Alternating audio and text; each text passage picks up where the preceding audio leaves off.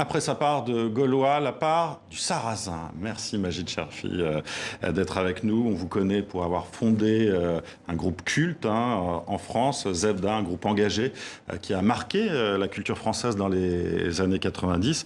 Et on vous connaît aussi pour votre œuvre d'écrivain, car c'est déjà votre 4e roman que vous publiez, La part du Sarrasin, publié chez Actes Sud. Avant cela, il y a eu Ma part de Gaulois, qui avait reçu un succès critique et public. Je crois que vous aviez été d'ailleurs dans la première sélection du Goncourt. Est-ce qu'on peut dire que ce livre, La part du Sarrasin, c'est une sorte de suite à Ma part du Gaulois? Oui, oui, je crois qu'on peut le dire. Surtout que j'étais parti sur une toute autre chose. J'avais envie de raconter une histoire d'amour et en écrivant, tout m'a ramené à une suite de Ma part du Gaulois. J'ai lu dans une interview que, parce que là, vous le présentez comme un roman, ce nouveau livre, mais vous puisez énormément dans votre vécu. On est sur des questionnements d'adolescence, de jeunes adultes, sur l'aventure d'un groupe de musique qui ressemble fort à Zebda. C'est un roman. Mais on sent quand même que c'est vous aussi, évidemment, puisque c'est vous qui l'écrivez, c'est aussi un peu votre vie qui est là. Oui, bien sûr, je crois que je ne sais écrire qu'en m'inspirant de ce qui vit autour de moi ou à l'intérieur de moi. Donc je ne pourrais pas, moi, imaginer un roman se situant dans le 19e ou dans la France des années 50. Ça, je ne saurais pas faire. Mais c'est vrai que j'ai l'obsession schizophrénique, si vous voulez. Ça veut dire quoi, ça? Ça veut dire que on se retrouve jeune fils d'Algériens et on se dit, mais pourquoi qu'est-ce qui reste d'Algérien? Est-ce que je ne suis pas un fils de Français? Ou le contraire, ou un peu plus, ou un peu moins. Et donc, vous avez la problématique de la double identité qui se pose à vous à tout point de vue. Justement, on est allé voir dans la rue ce que pensent certains Parisiens de cette double appartenance. On regarde. En fait, moi, j'ai eu la chance de vraiment grandir dans les deux cultures, parce que depuis petite, j'étais en internat et j'étais même dans des écoles catholiques. Donc j'ai vraiment eu le côté français et le côté vraiment pratiquant chez moi, musulman, arabe. Et en fait, moi, j'apprécie, je trouve que j'ai grave de la chance de justement avoir ces deux cultures. Je vis super bien cette double culture. Mes parents, ils sont du Maroc, ils sont nés au Maroc, mes deux parents. Je suis parti au Maroc plusieurs fois. Pendant que j'étais petit et tout ça, j'ai vu que le Maroc c'était un super beau pays. J'ai vu d'où venaient mes parents et d'où je venais moi aussi, mes racines. Et donc là j'ai compris qu'en fait la France c'est où je suis né, ça reste mon pays. Je reste français, mais je suis quand même attaché à la culture de mes parents et d'où ils viennent et au Maroc. Je pense que d'être ouvert à déjà deux cultures différentes, déjà quand j'étais petit c'était assez... Même si quand on grandit, on se réalise pas trop que c'est quoi les différentes cultures, les gens différents. Mais moi aussi, avec le travail de mon père, j'ai voyagé dans ma vie. J'ai habité aussi au Maroc, en Amérique, des différents endroits. J'ai pu vraiment voir que les cultures différentes, ça ouvre aussi, ça ouvre l'esprit. Et on peut connaître un monde que d'autres n'ont pas la chance à connaître. Et on peut partager ce monde, grave de la chance. C'est beau ce que disent tous ces jeunes. Est-ce que c'est un discours qui a évolué? Parce que là, c'est très positif ce qu'on entend de la part justement de ceux qu'on a interviewés sur cette chance de la double culture. Est-ce que vous l'avez vécu comme ça, comme une chance? J'ai envie de vous dire, je crains que ce soit un peu du pipeau, l'histoire de la double culture. Je vais vous dire pourquoi. Parce que tous ces mots qu'on vient d'entendre, ils sont français, essentiellement français, tellement français. Et alors il reste, c'est vrai, moi j'appartiens à la 2e génération, ces mômes appartiennent à la 3e, donc ils sont encore plus français que ce qu'on a été nous.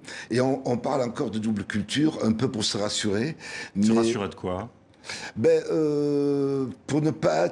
Parce qu'il y a un tiraillement. À l'intérieur, on nous demande, dans les familles, on nous demande de rester arabe, musulman.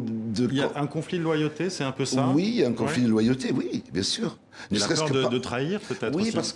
parce que l'arabité est liée à l'islam aussi. Et donc, être trop français, c'est un peu trahir un peu de l'islam. Et donc, en vérité...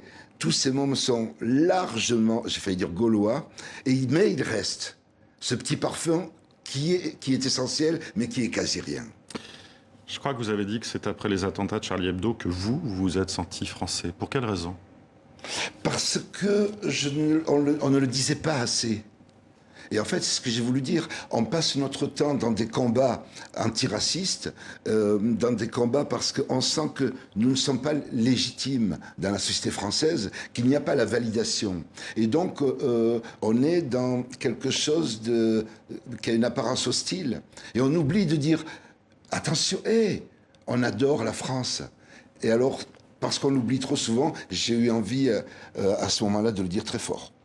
Dans La part du Sarrasin, au début du livre, il y a ce premier chapitre qui se passe à Saint-Denis, dans le quartier des Francs-Voisins. Voisins. Francs-Voisins, pardon. Voilà, je tiens à ma petite triche. Oui, vous avez raison. C'est un quartier, voilà, où il y a une difficulté économique, avec aussi un sentiment de ghettoisation de la part de ses habitants. Comment... Et puis, moi, j'ai eu l'impression, en vous lisant, que le personnage qui porte le même prénom que vous voulait attirer justement ces jeunes qui habitaient ce quartier, mais qui n'y arrivaient pas vraiment. Et c'était un échec d'une certaine manière, parce que ceux qui venaient au concert de ce groupe de musique, c'était ces jeunes bobos parisiens de gauche qui, en même temps, vous le dites très bien, sont un trait d'union entre cette banlieue et Paris. Mais ça a été un échec, ça, pour vous? Est-ce que vous l'avez vécu? Alors, un échec, je ne sais pas, mais il y a eu l'illusion, en tout cas moi, il m'a semblé qu'on pouvait être les porte-parole à l'époque de la jeunesse issue de l'immigration. Et parce qu'on était d'origine maghrébine, on a pensé qu'on pouvait être ce haut-parleur. Et en vérité, on était, nous, plutôt des privilégiés, puisqu'on faisait de la musique. Et donc, on venait proposer un discours qui n'était pas accessible à des gens qui étaient dans une forme d'échec, qui était rejetée. Et donc, Zebda a plutôt drainé un public français, j'allais dire blanc, parce que finalement, nous l'étions, nous, blancs. Et blanc, c'est plus tellement une couleur de peau, c'est tu réussis dans la vie, ben, tu deviens blanc. Il y a toutes ces questions aujourd'hui justement autour de l'antiracisme, notamment avec Black Lives Matter. On a vu encore ces violences policières, ce qui ressemble à des violences policières aux États-Unis. L'affaire George Floyd, l'affaire Adama Traoré. On a reçu ici Assa Traoré. Je lisais hier qu'Alain Bankou, justement, l'écrivain, expliquait que nos relations aujourd'hui ne se définissent plus sur la question de la couleur, mais sur le vieux principe de la lutte des classes. Nous nous trompons, dit-il, en allant vers la lutte des races. Est-ce que vous êtes d'accord ou pas? Ou est-ce qu'il faut, à votre avis, aller au-delà de cette problématique dominée notamment sur la question financière, et ne pas oublier justement Frantz Fanon, Bourdieu, Judith Butler, et bien d'autres, et être sur cette intersectionnalité, c'est-à-dire combiner les combats? Oui, j'ai failli vous dire oui.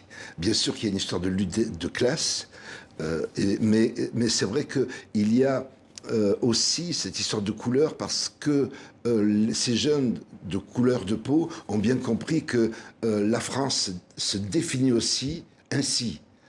Et c'est bien pour ça qu'il y a ce précipice, parce qu'il y a implicitement l'idée qu'on est français quand on est blanc. On va écouter un extrait d'un de vos très beaux morceaux du groupe Zebda, justement, Walala Radim. On écoute.